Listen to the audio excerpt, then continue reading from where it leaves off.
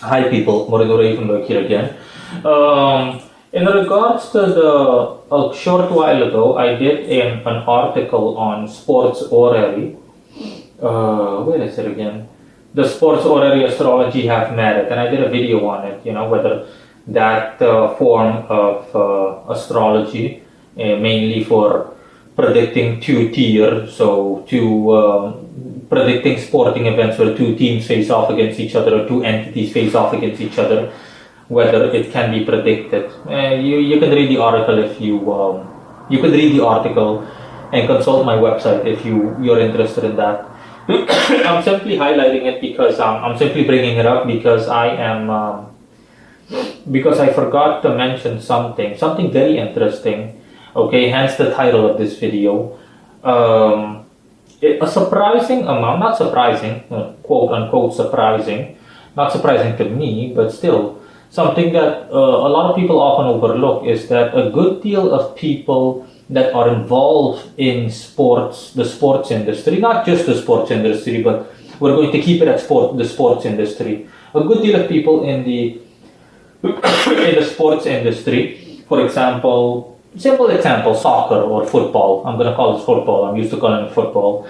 For example, in the footballing world, utilize the occult and make use of occult forces.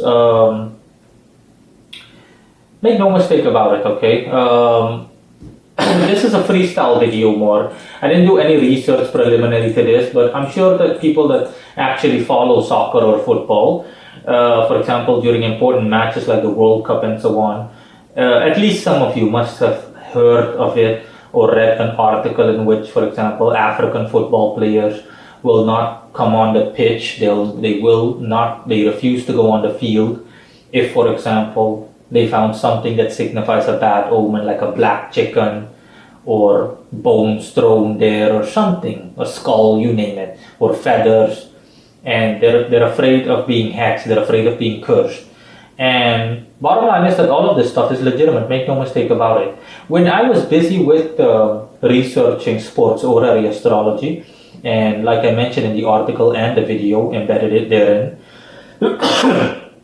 when I was busy doing all of that, and I was simply coming up with a system that is viable and that works, which worked by the way, which was a success. But again, you can need to read the article and watch the video if you want to know exactly how things panned out, how things worked out.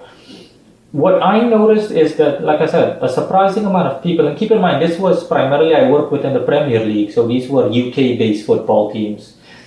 And out of the matches that I cast, I had at least two managers, okay, from these football teams that made use of occultism. One manager, that was not the Premier League, or that wasn't UK-based football, that was Spanish football. It was a Primera Liga manager, or a manager of a football club that plays in the Primera Liga and La Liga. And my entire divinatory readings clearly showed out that, or pointed out that he makes use of witchcraft, or he makes use of some kind of pagan or folk magic in order to obtain success as a means of as a means of compensating for his own managerial shortcomings, because the manager was not the best manager in the world, so to speak. And another chart that I cast, another divinatory reading that I did, another set of divinatory readings I did, pointed out, I'm sorry, a dry throat, man. Another set of readings that I did, or another reading set I did, showed this one was UK based. The manager was a football club that was based in the UK that plays in the Premier League or something, or at the very least the FA Cup. The manager made use of, divinatory readings too. For example, like astrology and tarot card readings to see what the opposing team is up to. And that's when it dawned on me that, stuff like this, make no mistake about it, the occult is more mainstream, or the occult is more prevalent than even I give it credit for. People all across the world make use of the occult, and this is just one example. In general, people, even in the gambling world, which you can see, people, or you might have also heard of, people really make use of stuff like this. I'll skip the gambling in a second. I'll get to gambling in a second. In any case, or other non-sports based examples. In any case, I'm going to stick for football for now and sports overall. Yeah, a surprising amount of people. So those two managers make use of occult forces, or they make use of things relating to the occult in order to obtain success. And like I said, at least some of you that are watching this must have heard of, for example, an article within the history of football, major tournaments like the World Cup or the European Cup or the Champions League or something that, for example, in continents like Africa and whatnot, that a magical charm or something that was believed to be a magical charm was placed on a soccer field or a football field, and as a direct consequence, one of the teams or both teams refused to enter the pitch until that thing was removed or until the match was postponed by the authority forces or the managerial team or whomever is in charge by the FIFA eventually. It was postponed to a different day. And stuff like this really happens, okay? Stuff like this happens in certain locations. Stuff like this is commonplace. I even remember, even in my country of residence, Suriname, I remember reading a story not too long ago, maybe a month or two ago, about someone that actually bore witness to it. And long story short, it was simply a guy that spoke of how he was part of a football team, and they had their own shaman, so to speak, that would basically cast spells to see to it that they would win from the opposing team. And they had to bury a magical charm on the pitch a week before the match or something. But what he didn't know is that the opposing team did the same thing, and their magic was stronger. What they used was stronger, and as a result, or as a consequence, his team lost in a humiliating way. It was an own goal. They lost 1-0 to the opposing team, or 0-1 better said, and it was an own goal. Their goalkeeper blundered and he basically let a ball slip that was not supposed to slip at all out of his fingers. And it was afterwards that their shaman, the team shaman, simply told him that, hey, the opposing team also used something, and what they used was a lot stronger. That's why you guys lost, and that's why during the match you saw me shiver like I was completely cold and like I was sick. It was like I had a fever. I couldn't even think straight. It looked like I was malnourished, you name it, blah blah blah. So yeah, stuff like this is more common than you think, okay? Make no mistake, it's more common than you think.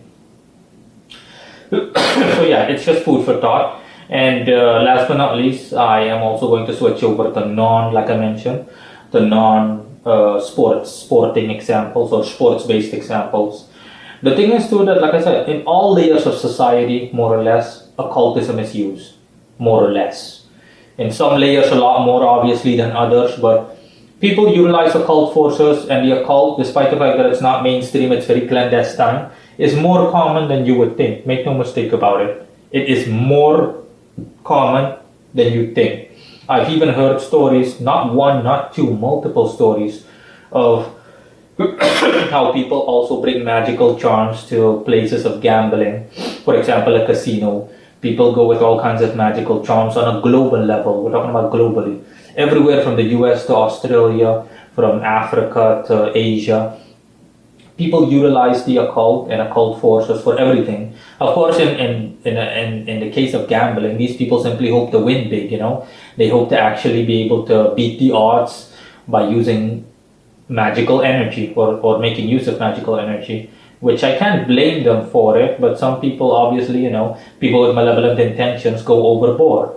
And this should not come as a surprise to people, is that a good deal of casinos, I don't know if you've noticed this, people that have ever set foot in a casino, it depends on the place of course, but usually a good deal of casinos have a congestive kind of energy. And the reason that is because, you know, you can imagine that if 10 people a year try to bring magical charms and they simply leave that energy behind, what kind of accumulation of energy you have. And casinos, as far as I know, they do not ritually cleanse their rooms or anything like that. So as a result, or as a direct consequence, you're left with an entire room that is filled with miscellaneous spiritual energy or the remnants thereof, whether it be positive or negative, you name it. And more often than not, it's negative because, human greed. People are greedy by default, and people don't care about what kind of immoral deeds they have to commit or immoral acts they have to commit in order to get what they want, or in order to win big. Usually these are people from the lowest classes. We're talking about parasitic losers, the vermin in general. And yeah, now that I'm telling this story, another story came to mind, a local story in which one of the dealers or one of the casino attendees, it was a woman. This was a woman telling the story about how she went with her boyfriend to a casino to play, and they struck big. They won at least a couple of $1,000s. That's a lot locally. It also happened maybe a decade ago or something. And let's just say that based on everything, converted by global standards, it would be like $15,000, $20,000. So it's a lot of money, especially a lot of money for one evening that you won just in one evening, one night. Yeah. So you can imagine, so yeah, and what happened is that this dealer slash casino attendee or casino employee, that woman noticed that woman, while she was cashing out her chips, while she went to cash her chips or cash out her chips, so converted the chips into money, the attendee gave her one disgusting look along the lines of, and she had no idea. Okay, in any case, she went home because she didn't feel well or something similar, or she simply left early, and her boyfriend also went home shortly afterwards. And she said that when she was at home, while she was in her bedroom and she was asleep, maybe at 3 a.m. in the morning, she literally heard voices in her room, and to her dismay and to her horrifying experience, she saw two spirits in that room, okay, in the shape of little boys with big heads. Basically, that's a local folklore saying. That's what drifter spirits or slave-like spirits look like. It's just a local version of egregores in my location. It doesn't matter. In any case, they were spirits, and they were there to steal that money.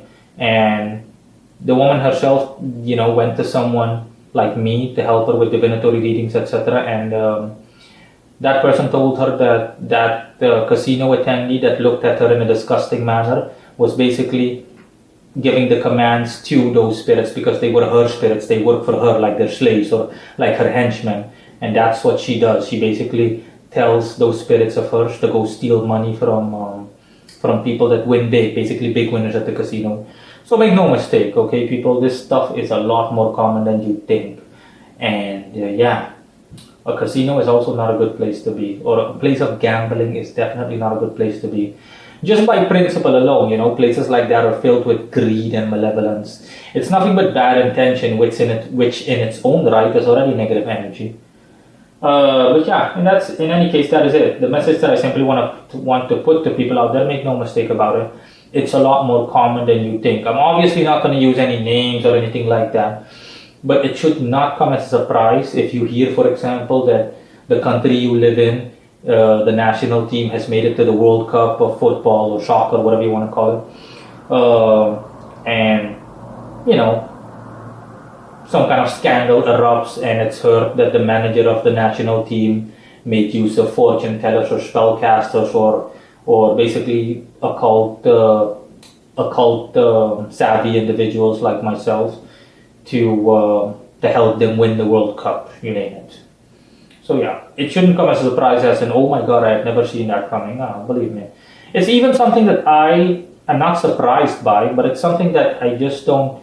It's not something that you keep in mind all the time. But when I was busy researching sports orrery astrology, I was like, wow, these are two guys that I've gotten.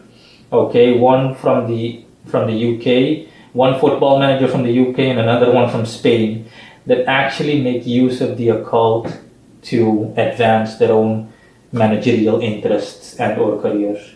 And I was like, yeah, it just dawned on me that day, it's a lot more common than you think, okay? Practically anywhere where there are big stakes at play, like all the other stuff I mentioned, whether it's sports, whether it's some kind of entertainment, the second that there is a lot on the line, Make no mistake about it. Don't be surprised if if the opposing teams try to jinx each other or try to curse each other. They'll do whatever it takes. You know what people are like. They'll do whatever it takes, regardless of the principles involved, to win. That's all they care about at the end of the day.